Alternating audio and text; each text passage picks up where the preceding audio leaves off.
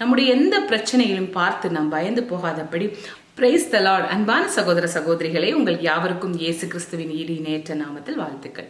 இந்த ஆலோசனை நேரத்தில் மற்றொரு ஆலோசனை மூலமாக உங்களை சந்திக்க தேவன் தந்த நல்ல வாய்ப்பிற்காக தேவாதி தேவனை துதிக்கிறேன். இந்த நாளின் ஆலோசனை பகுதியை பார்க்கலாம். ஒரு அடர்ந்த காட்டில் ஒரு குட்டி யானை பழங்களை தேடி சென்று கொண்டே இருந்தது.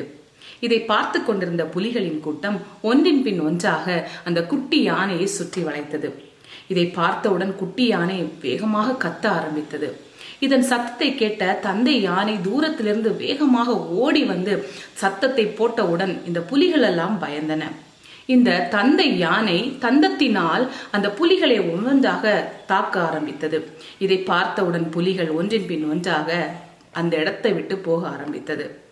அந்த குட்டி யானை சந்தோஷத்தோடு தந்தையின் அரவணைப்பிலும் தந்தையின் பாதுகாப்பில் தந்தையின் அன்பில் போய் சென்றடைந்தது.